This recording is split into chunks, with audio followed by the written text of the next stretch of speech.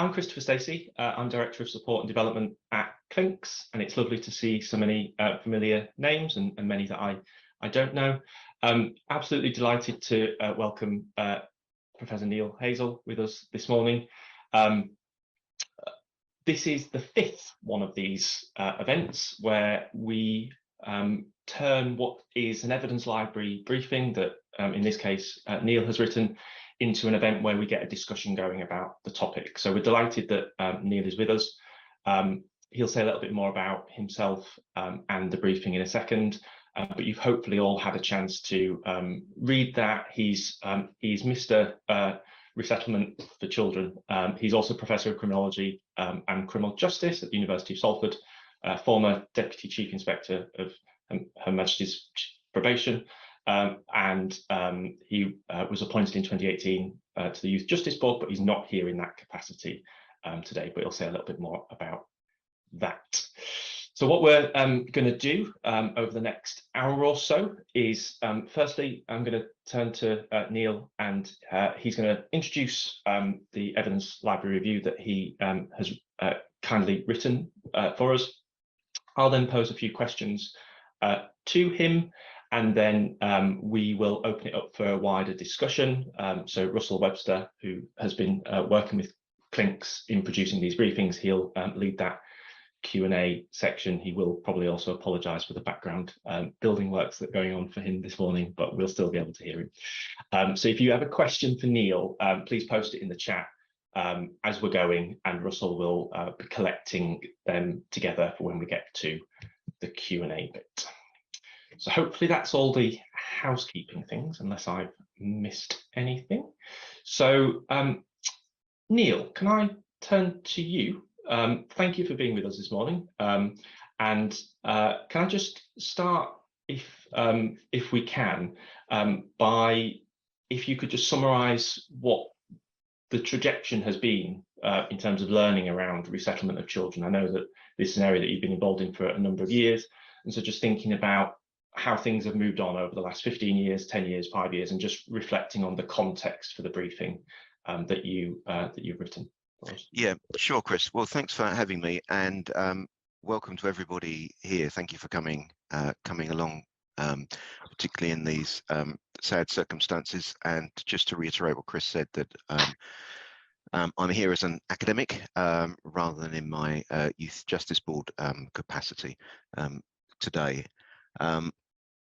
So I first became involved in resettlement research, or research about kids leaving custody, about 25 years ago, with the evaluation of Medway Secure Training Centre when that first opened. Of course, it's closed down now, but when that first opened. And at the time, I was involved in, I was a new researcher. This was my first professional kind of job. And I was mainly at that point involved in researching anything involving families and children. And I'd just done my PhD based on kids' views of smacking, actually, way back when that was a really kind of big topic. And I went to Medway, and you know, I was a little bit overawed by it all, but I remember panicking when doing the analysis for that particular study, because we were looking for what factors that were going on inside Medway would make a difference to whether a child offended or not when they came out. So we were running all the numbers, that we'd done all the research, and nothing, absolutely nothing, was coming out as significant. And I was like, oh my God, this is my first job, I completely failed. And but then we turned to looking at stuff that happened outside when they came out, and looking at, you know, the links between the two, links between custody and community, the amount of information that flowed and so on. And those things did come out as significant. So in other words, it wasn't the things that were happening inside Medway that was making a difference. It was the resettlement. It was the links to the outside. It was what was happening outside. And that really then sort of focused everybody's minds on the importance of resettlement, and the detention and training order and the guidelines around that, which followed Medway a couple of years later, followed the evaluation of Medway. That then really had a focus on this half in custody, half in community, and let's focus on resettlement and so on. So we then had sort of a number of years where we were building the evidence base about all the factors that statistically linked, to do with resettlement, that statistically linked with people, with children not offending afterwards and not being breached and so on. And we built this really big sort of evidence library over a series of evaluations of the detention and training order, of a project called Reset, of the Resettlement Consortia that were around, all these different projects.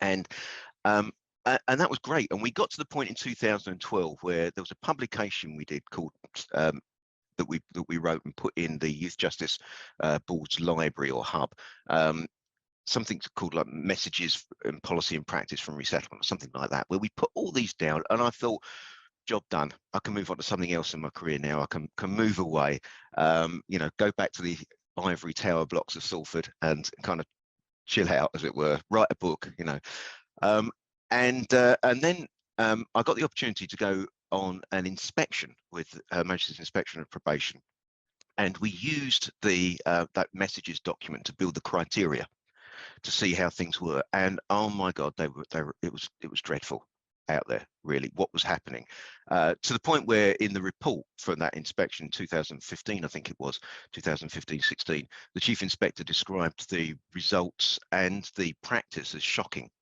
and asked the question, well, why is it so bad where we've got all these factors that we know link? Why is it not being done? What's going on there?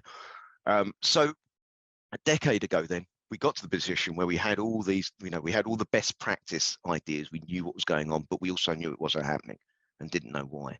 And that's when we started this project, really, called Beyond Youth Custody, where NACRO was involved, and Tim Bateman at Bedfordshire and ARCS and Mark Little and so on. Loads of people were involved with this to try and answer that question. Why is it not working? Because, it was then becoming such a headache for policymakers, that these kids, the most complex kids really in the youth justice system, the ones that needed the most support, just weren't getting it, just wasn't happening. And that's where we come to, where what's in this particular summary, all the kind of current understanding that's come out in the last 5 to 10 years. And there's been big breakthrough. And the breakthrough really was about understanding why it wasn't working, what was going on. And what came clear very quickly was that it wasn't through want of trying. I mean, we know that anyway, because practitioners don't go in this for the money, do they? We all know that. It's for the love and the effort that they put in, and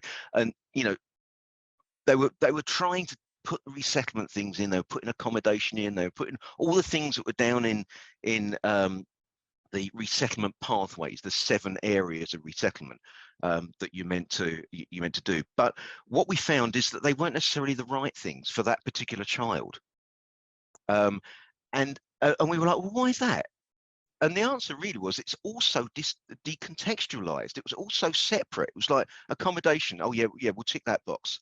Yeah, we've done that. Yeah, we've done the education. And it wasn't as a whole. Nobody quite understood why or what doing what they did at that particular time, putting that accommodation, how would that relate to the preventing offending? And that's because I think resettlement, as well as the whole of youth justice in the noughties, was set up as, oh, there's a risk factor, we'll address that risk factor, without understanding why or what was going on in that process, what was going on in the lives of the children involved. It was also almost like, computer says yes or computer says no, we'll put that in. It was so decontextualized. And preventing offending is a long-term symptom. Practitioners cannot prevent offending directly. It has to be about helping and supporting the children in positive ways in order to get that long-term symptom. So once you kind of begin to realize that, and that you can't just address a risk factor directly and expect offending to stop and children have positive outcomes, once you realize that, you start to look for, well, what is going on in the children's lives when it works? What is happening? And that's when we developed this theory of change, by actually looking back at all the evidence from those 15, 20 years of evaluations. We went back to all the qualitative evidence and said, right, what is really going on in children's lives when they resettle successfully, and what isn't when it's not? And it became really clear from particularly the qualitative interviews with children and practitioners, and we did a load more research as well, that when it worked, there was a process that went on with the child where they essentially shifted their identity. The way they thought about themselves and their place in the world changed.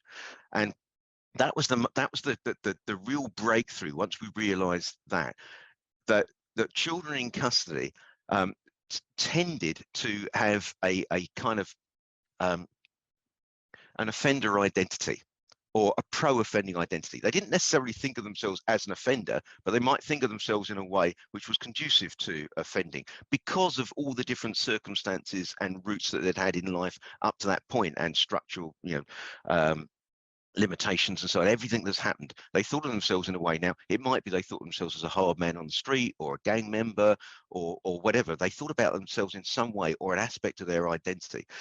And when resettlement was successful, that was developed or shifted to a pro-social way of thinking about themselves.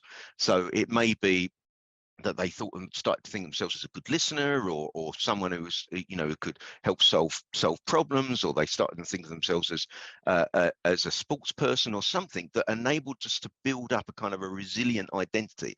And when you looked at all those statistically linked factors when they worked, you could see how actually they were helping build this kind of resilient or pro-social identity. So that then became the theory of change. And we then began to understand that if it was going to be successful, everybody involved, all the support services, needed to help build that shift in identity. And that then became the focus. And that was fed into constructive resettlement as a kind of a policy idea that is reflected in the summary that I wrote.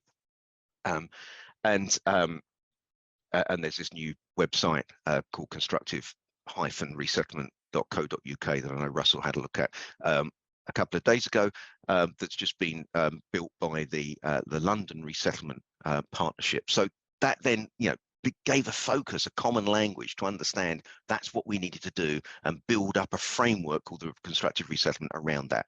So that's the big breakthrough in the last 10 years, to really understand what was happening underneath, and to move on from this decontextualized, load of risk factors and so on that really wasn't making a difference. Gosh, that was a short answer, wasn't it? It was a great context, I think, Neil, because I'm conscious that everybody here this morning has had the briefing, and will have maybe we'll get into some of the detail there, but that context didn't come through in that briefing. So it's fantastic to hear that, because that's, I think, really helped certainly my understanding, and I'm sure many others. I wanted to sort of ask a couple of questions. So I have 4 questions, I think, and really just to remind others that there'll be a chance for everyone to ask their questions. So pop them in the chat, and Russell will keep an eye on them.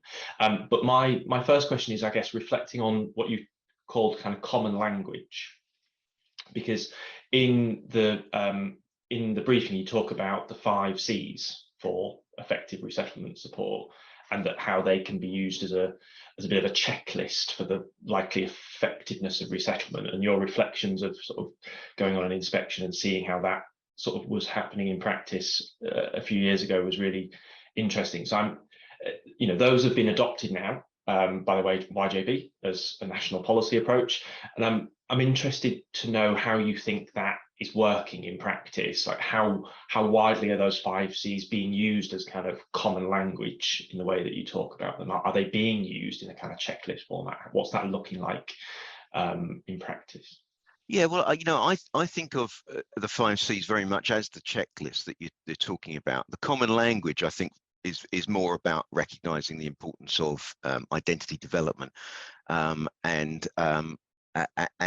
recognition that casework really needs to focus on that as much as the structural stuff, rather than just rushing to the structural stuff. It needs to be guided by where or who the child wants to be, and helping guide them.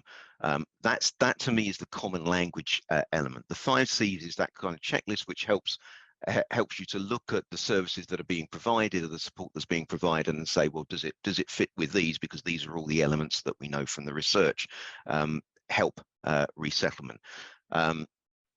How far is it being adopted? I think at the moment it's mixed. So it's in the national standards. we know that everybody involved should be, when dealing with resettlement and custody, should be working to constructive resettlement, and that includes the 5 C's. I think a lot of practitioners, when they're working well and following good practice, are doing this anyway. And so putting this down in this kind of way and having this framework is really about trying to enable them to do what they know they should be doing anyway, and doing it well. So we'll find that some people are, some practitioners and some yachts and other agencies are doing this anyway without calling it constructive resettlement. But we do know that as a framework, as this common language, as a way of everybody understanding what we should be doing, that is definitely gaining traction. We know that the YCS have adopted it as their theory of change, and it's being cited in different policy documents, and that's coming out from them, and it's in their training. We know that's the case. We know that in the yacht plans that go into the Youth Justice Board every year, there's increasing recognition of constructive resettlement. We know that there's the consortia, like in London, like in Yorkshire, like in Greater Manchester, where there's a number of yachts that have recognised and taken this on board and really built it into the planning and practice for what they do. So that's happening. We also know that because this identity development is part of Child First, Child First, the 4-point plan, or the 4-point principle for good practice in youth justice more generally, because it's built into the second tenet of Child First, that yachts more widely are taking this on. So a great example is Medway Yacht, who their sentence plans with children are built very much around developing this and looking with the child at who they want to be, and then building the sentence plan around that, rather than sort of addressing risk factors and so on. So different elements of are being adopted. I don't know of how well, I hear kind of anecdotally, but I'm not very aware of how well the 5 C's as a checklist on its own is being used. The idea that I had, what in my mind when running through this and sort of creating the 5 C's, was that sort of in DTO meetings, detention training order meetings, that they'd have these 5 C's on the back of the kind of the form that they need to fill out, and they're on check. Are we doing this? Are we doing that? So the 5 C's, just to remind people, I know it's in there, but for anybody who's watching this, it's constructive, which means that essentially all support needs to be future focused. It needs to be built around building the pro-social identity. Co-created, because obviously you can't do an identity development to a child. It's their identity, it's their route forward. It has to be work with them. Customized, and that's particularly where diversity comes in, because we now recognize, we may have been a bit apologetic or a bit nervous of diversity, but we now recognize how central all elements of diversity are to identity. So we have to work and should work with that, and see that as something absolutely integral to somebody moving forward. Consistent, because everybody needs to be on the same page. Everybody needs to be working to, where the child wants to be going, who they want to be going to. Because if you don't do that, it's not relevant for the child and they don't engage. And that requires some coordination. So those are the 5 C's that we're talking about. It's just a case of, use that as a checklist. How far it's being adopted? Well, I'm not sure really, to be frank. It's part of constructive resettlement. We know that's being adopted, but this element, I'm not so sure. And maybe we can come back to that in the Q&A and discussion, see if people in the room have some thoughts on that actually.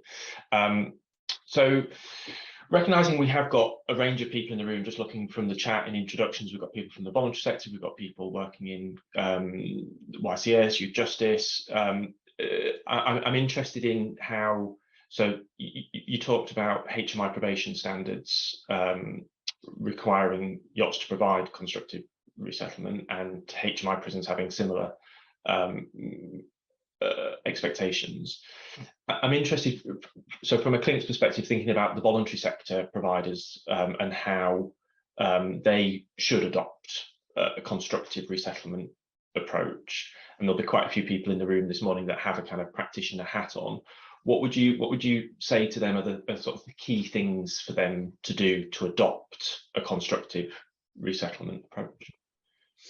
Well, I would argue that it's best to see constructive resettlement as part of child first. So it's part of recognizing the importance of working with children as children. The second tenet is about building pro-social identity for positive outcomes. Third one's about collaborating with children, and the fourth element of child first is about the importance of diverting away from stigmatizing elements of youth justice. So the second element about building pro-social identity, that's essentially the same idea, and indeed came from constructive resettlement and the research around that. So whether or not you're dealing with resettlement per se, or whether you're working with children in youth justice more generally, this is absolutely crucial, because this is how we now understand that children develop, move on, mature, and have constructive outcomes, and therefore safer communities and fewer victims at the end of the day. So I think that's the first thing, to move away from thinking as we have done in the noughties and the tens, away from thinking the answer is to provide an intervention that addresses directly some kind of problem or issue, like addressing knife crime, or addressing a kind of arson, or addressing the offence.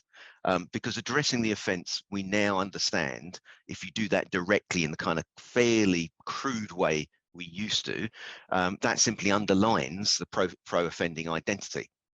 So that's no good. That increases stigma. It's as well as being fairly disengaging for the child. That actually what we need to do is to be looking to the future and to build the pro-social identity, build the way they think about themselves and their place in the world. So that's the fundamental aspect for any organisation that's involved in this, not just the state sector, and indeed the voluntary sector are in a great position here, because they're not directly within the criminal justice system. They have they've got an advantage in terms of avoiding stigma. Obviously, now if they frame what they're doing around the positives, rather than what we're doing is addressing offending behaviour, etc., directly, they recognise that actually what we're trying to do is to build child outcomes, positive outcomes, the same way as with any child. But this is the way we're doing it. And if they build in this identity development, pro-social identity development, into a theory of change, rather than having, we're going to address this or address esteem, and then that's going to lead to reduced offending. But if we build in the contemporary understanding of what is happening when resettlement or wider youth justice is successful, then that's going to put them in a great position, and it's going to make sure that children are helped. And again, building in that common language. So I would say it's incredibly relevant to anybody who's working in youth justice. But the MOJ and YJB national standards now for resettlement and custody now directly talk about the different elements of constructive resettlement. So if you're trying to say, or if you're trying to build up an intervention or support package for children around resettlement or around custody support, then if the voluntary agency builds in that kind of language and recognises these elements to it, then that's going to be any state sector agency is going to recognise how that ties in with national standards. And I really, it sort of linked into some other stuff that we've been thinking about as to how organisations, voluntary organisations, frame their work and how they articulate the work, and that kind of shift from addressing needs to building pro-social identity. I think there's a lot of commonality there with some other threads that we've been thinking about, really around framing and how organisations develop their work. I'm going to ask one more question and then open up the floor. So building on what you were saying about pro-social identity, actually, I was particularly struck by something in the paper that you highlighted around structural vulnerabilities and social injustices associated with diversity, and it was interesting your mention of diversity and the sort of trajectory of recognizing that, but how that can act as a barrier to developing those pro-social identities. And you talked in the paper about how for children in minority groups, working in partnership with community representatives can help kind of cultivate a sense of belonging, and develop strategies for dealing with future discrimination. And I was just interested in how you think more of that could be done in the future, perhaps recognizing that maybe not enough of that has been done in the past. I was just interested in your thoughts on that. Yeah, well, I think it's part of the recognition that that resettlement cannot be done by yachts or one agency alone, and I think that was there was a trajectory or a increasing recognition of that throughout the different evaluations that we did. We recognized that was the case. So initially, when we looked at Medway, we there was a focus on what's the yacht and the custody agency doing. Then by the time we evaluated the DTO, it was quite clear that they needed to involve broader statutory agencies in order for it to work, education much more, housing much more. Then by the time we got to the reset evaluation, we recognized that wasn't enough alone. We needed to build in, the private sector to help with sort of employment and training, and we needed to build in voluntary sector in order to provide some other services. And I think by the time we got to the beyond youth custody, we also recognized the importance, when it worked, of other supporters, informal supporters for children, particularly when you look at identity, because those informal supporters, family, community, and friends, are those that are absolutely crucial to those interactions that will help develop or indeed undermine somebody's identity development. And when we were looking particularly at diverse groups, we recognised the importance of community agencies, community support agencies, and neighbourhood agencies as well to identity, and that includes sort of church, for instance, and other religious organisations that are crucially important within those neighbourhoods. That not just the individuals within those can help build someone, but also, when someone falls down, for instance, when somebody gets into a wrong pattern or makes a mistake or whatever, they can help reassure and say, look, this is not the new you, this is not who you are now, come on, and help build somebody up. But what we saw is that right across the board, those community agencies could help find opportunities, structural opportunities. They could help structurally, as well as help with this guidance. And the other important thing to recognise is the question of power in here as well. I mean, we don't often use that word, but when we're looking at structural inequalities that have acted as barriers to children, particularly from those diverse groups moving on, we're looking at disempowerment. Essentially, and when you look at those the people within the diverse groups, you're looking at people within sort of ethnic minority groups and even girls. Actually, you could see that when you looked at the barriers to them moving on, it was often about disempowerment, either disempowerment through abuse or disempowerment through structural inequalities. And there's a job there really to empower children within those groups, and actually that's hard for a statutory agency to do that. That's about the community and about families, and it's about relationships, the importance of relationships, and we're not just talking about sort of professional relationships. We're talking about community relationships to really build up and to build those positive and supportive relationships within a community. And you cannot do that through a yacht or even through voluntary agencies, on their own. There has to be, I think, built in, much more generally within the community, and encourage those supporters within the community.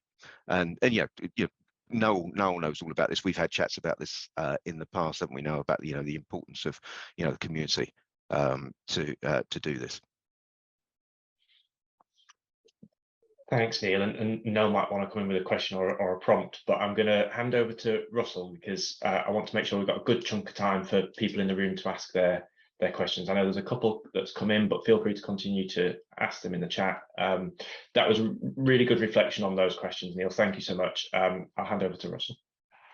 Thanks very much, Chris. Well, the first question, which I'm going to get Esther Barrett to ask in a moment, I think kind of fits in very much with that last bit of the conversation about the need for a partnership approach. So Esther, if you're there, you're up. Hello, I work across Warwickshire and Coventry, but we have services nationally. I work for P3 Charity. We have supported housing services for young people and adults, and very often feel like we're working in silo outside of statutory services. It's almost like the minute somebody is brought into our supported accommodation, the buck stops with us, and unless if things escalate severely, we're not getting the necessary support from statutory services, including youth offending services, social services. So my question is, how do we not just encourage multi-agency working for the benefit of the young people, but how do we almost demand it as part of the entry into our accommodation?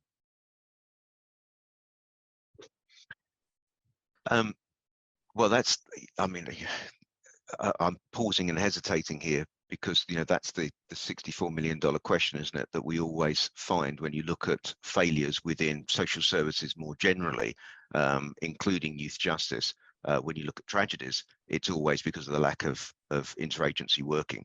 If you go, you know, right back to the 1970s, early, you know, child death inquiries, that's always the case, and we haven't found an answer yet.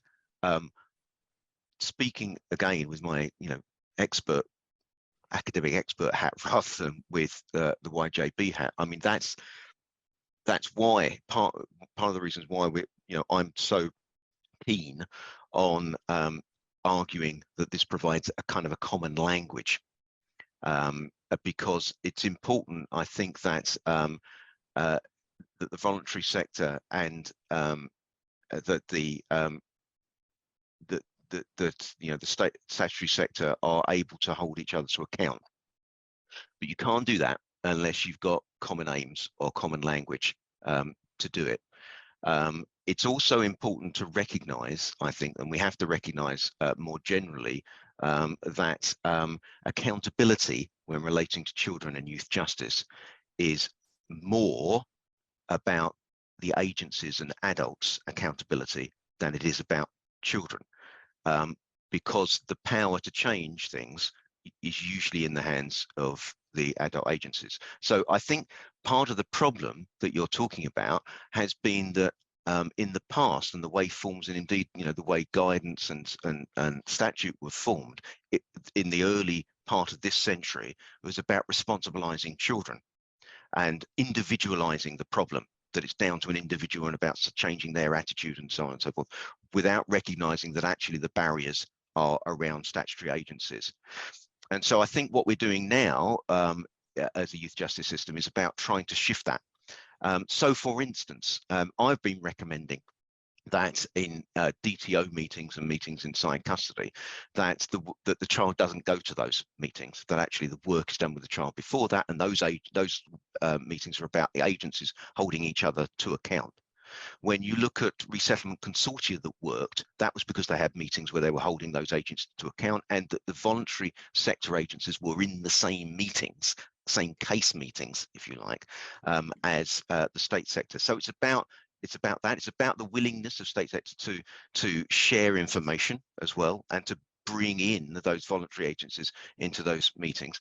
It's about also trying to get rid of, and I think this, you know, you're kind of alluding to this, a sort of out of sight, out of mind attitude that we know has happened, partly through, you know, because of pressures, work pressures, but has happened when children have gone into custody from yachts, for instance, and when children go outside of custody and so on. We need to break that down and recognise that you know, this common language is something that, you know, that all agencies need to be involved with. That if a child is actually going to be supported and move forward, you know, agencies need to work together from the same hymn sheet at the same time to be supporting And you can't do that without talking. You can't do that without building in. You can't do that with working in silo. So I think there is now an increasing recognition that you cannot work in silo. In the past, when things were decontextualized, when you had accommodation as one of the pathways, health as another pathway, you know, and so on, if you did it in decontextualized way, addressing risk factors individually, you could work in silos. Not as effectively, but in theory you could, because you were each doing something different.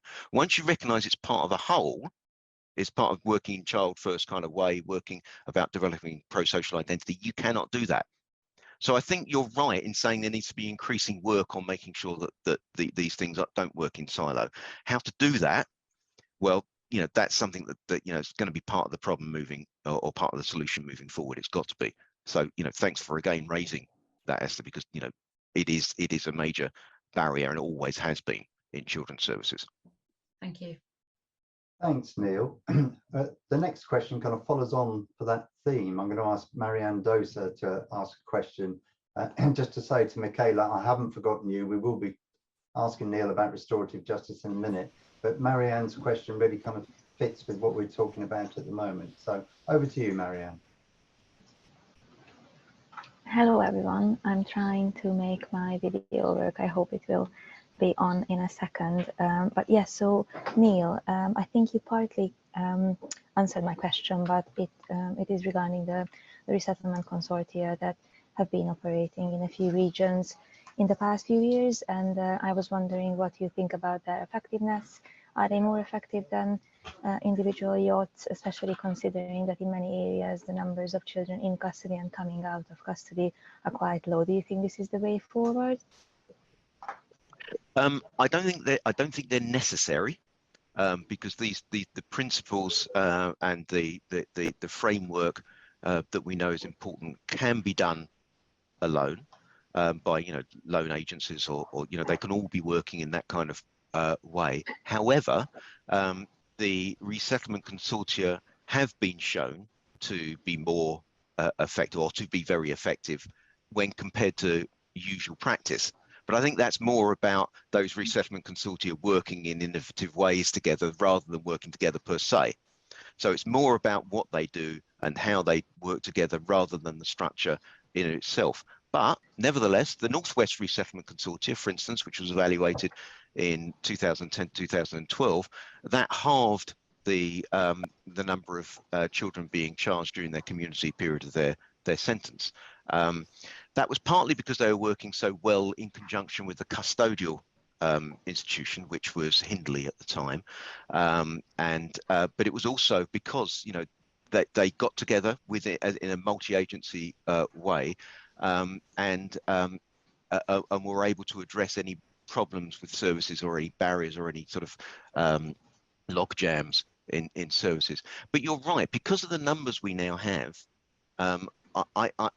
going into custody, you could argue that the need to provide a whole menu of support, if it's going to be individualized, a whole menu, means that it's more effective to work together and, you know, to have benefits from the scale of having, you know, different agencies working with it, and having a central consortium. I think that's a very good argument, particularly now we know that really, you know, for it to work, you need to build in community groups, you need to build in voluntary sector agencies. It's much easier if they're dealing with sort of one agency in a region, or rather than you know, several yachts. So it makes sense. It's not necessary, but it makes absolute sense in order to you know, to do that.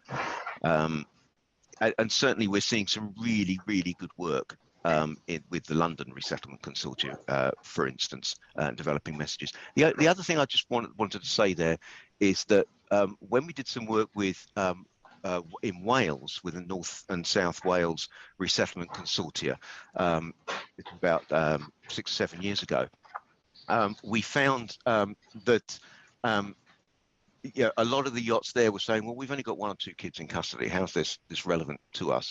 But what we found is these messages were just as relevant to those at the time high risk of going into custody, or those with more complex needs, were exactly the same. And of course, we now understand that these messages are just as relevant to children much more generally. So although people will say, yachts sometimes say, well, do we really need to spend time on, working a constructive resettlement way and to, get our guidelines for resettlement when there's only, 1 or 2 kids? Once we understand that these messages are just as relevant for the wider cohort, then that shouldn't be an argument. But to answer your question, yeah, it certainly helps, but not necessary. Thank you. I think that was a really helpful distinction between innovative practice and working together as well. Thank you. Thanks, Neil and Marianne. Now we've got an interesting question from Michaela Morgan. Michaela? Hi everyone, hi Neil. I just wanted to ask what your view is on whether sort of restorative justice should perhaps be a bigger part of the resettlement process, or if it can only really work in quite rare cases. Or I was just thinking particularly what you were saying earlier about not focusing on the offence, and restorative justice, whilst positive in, sometimes very successful, can still be quite focused on the offence and what has happened in the past. So I was just interested in your view on that. Yeah, so restorative justice, we wrote about this a little bit in a guide that we published in early 2020 called Using an Identity Lens, working with children in youth justice. And we talked about restorative justice a little bit there because it was a bit of an issue to us. And the reason why it's a bit of an issue is I've seen restorative justice done really well, and I've seen it done really badly. And when it's done badly, it can reinforce a pro-offender identity in the way that you kind of suggested or alluded to there. And indeed, the training that was around at the time, Youth Justice Board training that was around at the time, said that, which I think was done with the RJ Council at the time, which was the first thing you do when you get a child with a referral panel and so on, is that you get them to accept responsibility for their crime, and you focus and make sure that they, and actually, kids within the system, they know they've committed this crime, or they, that's there. It's been, the justice process, for them to be there in the first place is about accepting responsibility. Once you get to the point where you're trying to help them move forward, which is what restorative justice is meant to be about, you need to move on from that. You need to look to the future. You need to think about what will move them forward. So restorative justice that undermines their identity development is not good. But there is good restorative justice, really good restorative justice, that works on helping children move forward and mending links and so on. The other thing to bear in mind, there are certain times when I think restorative justice is not appropriate for a child, for some children, and for some elements. So first lesson then, it shouldn't be about shaming or about undermining their development. The second lesson is it depends when. So if they're trying to kind of move forward and trying to think about themselves in a different way, or we're trying to work with them to do that, then focusing on their relationship with the victim or what they've done, or repairing what they've done and so on in a generalized, generic way, or an offense focused way, is not useful. And I think that's a way to think about it. If it's offense focused, it's bad, generally speaking. If it's child focused and moving forward, it's good. But there are some times, if it's done, particularly if it's done late within the process, with a child's sort of intervention, where it can be useful to help the child look back and say, look how far I've come. And if it's done in that kind of way, look how different I am now to then. I really want to kind of, cut off the past, as it were, and say that was then, and so on, and work with the victim to say how different that is, and how I'm that's not me anymore. That's really, really useful in the process. In the same way with generalized reparation activity, we know that general reparation activity that's is absolutely useless, or in fact worse than useless. So sending a child to repair a wall, or to do this, to scrub paint off, or whatever, is not helpful and simply underlines their offending identity. But if it's built around moving them forward, or about helping the community, or reintegration, which if it's built around empowerment to make positive choices and so on, then that's great. I think there's been a bit of a perversion of restorative justice in some areas in this country. Restorative justice was always about reintegration and always about helping move forward. it became in the noughties a little bit, in this country in particular, a little bit more about accountability and getting the child to be accountable and so on. And restorative justice should not be about that.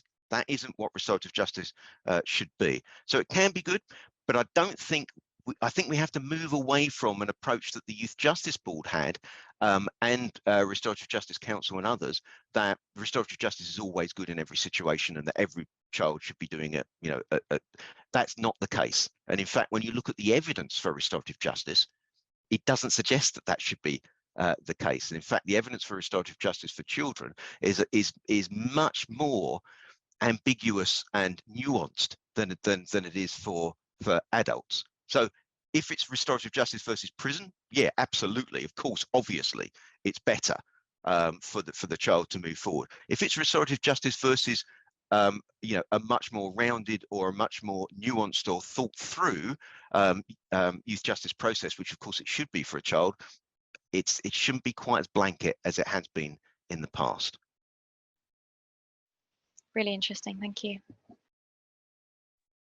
Thanks, Neil. We've still got time if other people want to get a question in, but I'm going to abuse my position since there isn't one waiting to ask you one myself, Neil.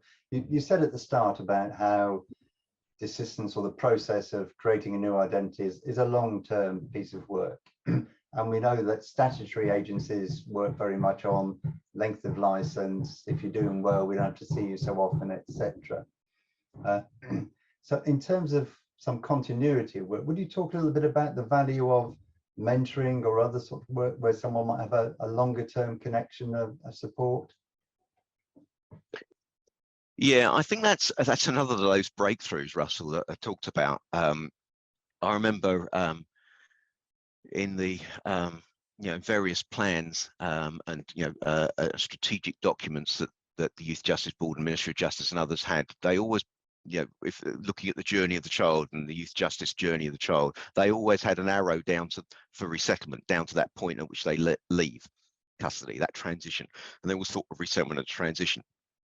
And I think the research has indicated that it's not. Resettlement is a journey for the child, a long-term journey for the child, and it's not just single point where you put in, you know, extra resources at that point and that's kind of resettlement done. It's a journey that starts right at the beginning and continues afterwards beyond the end of the sentence, which I think is what you're suggesting. It has to go beyond the end of the sentence, and that in fact is a research finding that we found with the evaluation of the Northwest Resettlement Consortium. I'm not sure we ever published it actually, but what we found was that that at the end of the sentence period, if we then measured arrests or charging after that, if they didn't continue getting support, it went right back up to the same level that it would have been if they didn't get any support at all, because there was this, you know, the cliff edge moved from when they came out of custody to the end of the sentence period.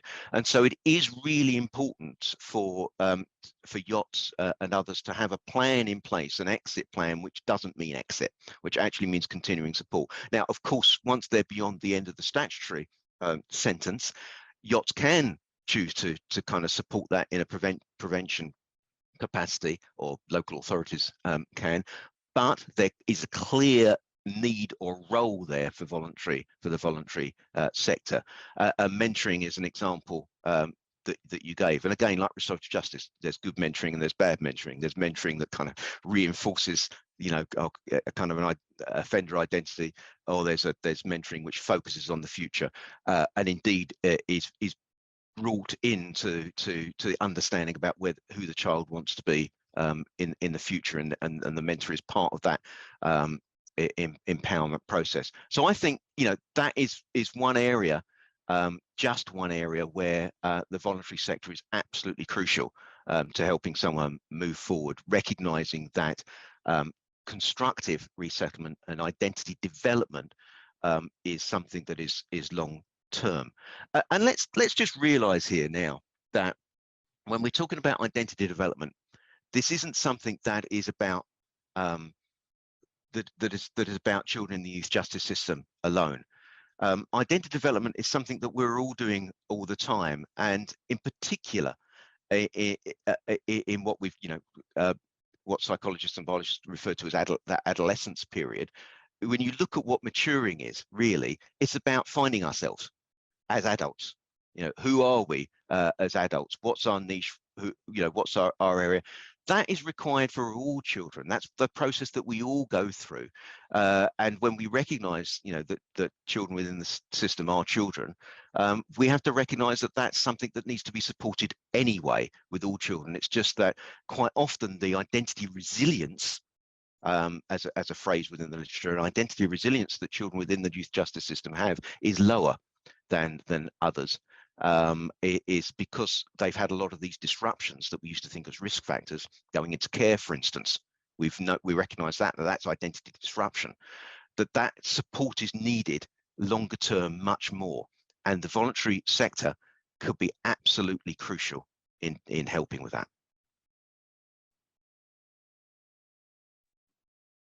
Thank you very much, Neil. I think that's really helpful, because I think, we tend to be very focused on, certainly statutory agencies, on the short-term content, and that's not the case, I don't think. I think we've kind of naturally run out of questions now, Neil. Sorry, Russell. No, I do have a question, only because Neil prompted me. I was going to leave you, Neil. I was going to let you get on with it, you know me, but I'm going to ask you one now, simply because I understand this. People probably don't know who I am. My name is Mr. Noel Williams. I've been involved in the criminal justice sector for a while. However, 12 years ago, people like Neil were coming to me and asking me a lot about this to put into this report. And my number one thing is co-collaboration. We haven't spoke about it now, Neil, but if you could just allow people to understand how much and how big of an effect that has for a young person to help change their identity when they're doing something alongside an academic or somebody in the voluntary sector, just allow people to understand how much that can change a young person's mindset when they know they're part of something and what they're saying, their opinions, their thoughts, their feelings are being heard and somebody's acting on it. I'm not saying it happens a lot nowadays, but 10 years ago, a young person would walk into their youth offending office, talk to their probation officer, youth offending officer, and nothing they're saying is ever getting listened to, ever. And there's a lot of young people that will be able to say to you before they were 18, not even their parents, this is me saying this, I wasn't, my mum, my dad, nobody told me I could do anything good, I could change, I could be a different person. I heard this when I got on to be on youth custody, and all of you type of people started telling me how much I could do and what I could do. I never offended again. I've been out of jail 12 years and look who I am today. So I know exactly what this means. So just allow people to know what it really means to co-collaborate with like a young person. Yeah, well, as always, speaking from the heart and speaking truth and speaking wisely. No, Thank you. This is part of the legacy, isn't it, of where we went in youth justice. So if you go back in history, youth justice, the same as probation, was about relationships and about working with and supporting and befriending and advising. And it became that point where it was about, you address a risk factor and you deal with that. And that meant doing youth justice to somebody. At the very best, you sent someone on an intervention. It was very exclusionary. It was very, you did something. You didn't actually need you didn't need to engage the young person if you were doing youth justice to them. But that may work to a degree with some children who already have that big identity resilience and all the rest of it. But the more complex you have with the situation, a more complex child, particularly the children who are in the youth justice system at the moment, that doesn't work. It simply won't work. And co-creation, as we refer to it in this literature, or co-collaboration, or collaboration as it's referred to in Child First, is absolutely central and essential. And you're a great example of that, Noel, because you kind of recognised, or people helped you to recognise the elements that you could contribute, and how important your voice was. And I saw with my own eyes a complete shift in your identity, in the way you thought about yourself. And we know that identity is what directs behaviour. So it's no surprise to me whatsoever that you're out of prison continually and out of the system, because why would you be there? Because that's not you anymore. That isn't who you are. And that was only done really through you working with others. You cannot do youth justice to somebody effectively. You can only do it with them. You cannot do identity shift or identity development to somebody, because it's their identity, it's their work, it's their route forward. It's them. You can only do it when working through. And, you know, from assessment through to building sentence plans, through to intervention, it has to be done in relation to that, with the child, because who the child wants to be in the future is not for a professional to decide. That's for the child to work with. We can guide, we can enable, but we can't do that to somebody.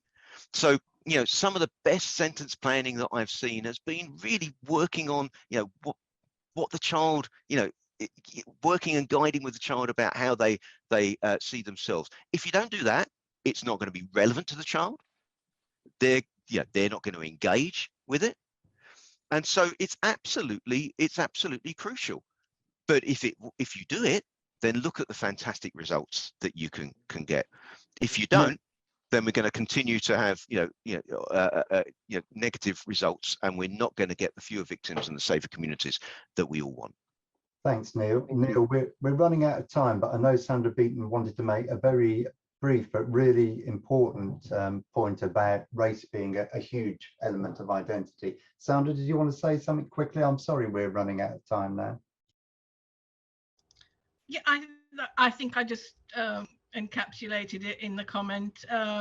Neil, identity, where do you start? And racism and dealing, and the child dealing not only with the issues around racism in the system itself, but trying to find out an identity within that. I mean, it's enough to send people bonkers, isn't it? Yeah, no, you're absolutely right, and I've alluded to how diversity is central to identity. Race and racism is absolutely central to that process. Racism being a central barrier to that. What I will say, just to end off, is let's not forget that there are actually quite a lot of resources out there, particularly on the beyondyouthcustody.net site, practitioner guidance, for instance, that includes particular ones on diversity and on race. But yes, ultimately, and I know the Youth Justice Board have recognised this with the journey of the child and so on, how important us tackling racism and tackling disproportionality within the system is. Part of that is, again, very briefly, Russell, the approach we used to take, that it was about risk factors, and you needed to address risk factors. We as a system confused risk of offending with vulnerability and needs. And so when people were assessed and they found they had various needs that were partly to do with structural inequality, including poverty, including racism and so on, we confused that and said that's a risk factor, a risk of offending. Therefore, we pile on the intervention, we pile on the, and we push people up the ladder towards custody and so on. Once we recognise that that is bad and that's what we need to move away from, when we need to think about different ways of doing it, and the evidence points to that, the research evidence points to that, and this constructive resettlement points to a way to working constructively with somebody to tackle those inequalities, to move them forward. Once we go for that, then we're in a much better place to tackle disproportionality and tackle other negative elements of the system. As ever, we get going and we run out of time. But I just want to reflect and thank you. Some great contributions towards the end there, and thank you, particularly Noel and Sandra. Really important discussion. We could go on a lot longer. I'm conscious that we're a little bit over 11 o'clock, so I just want to say a particular thank you to Neil for giving up your time this morning, for doing the work on the briefing. Really grateful for you in contributing in that way. It's fantastic discussion. Thank you, Russell. Thank you to everyone coming this morning, particularly conscious of various events that get in the way of coming to these sort of things. So thank you all. I hope it's been useful. My colleague Paul was just going to pop a quick link to a quick feedback form, which if you can take 2 minutes just to fill out that would be great. It's really hard to get feedback in online events. We used to stop people leaving the room in face-to-face meetings, but we can't do that on Zoom. But if you wouldn't mind, that'd be really helpful. We've got more of these coming up as more of these evidence libraries publications are published in the future. So keep an eye on the events page on the Clinks website. And in the meantime, just again, thank you, Neal, and hope the rest of you have a lovely rest of the day.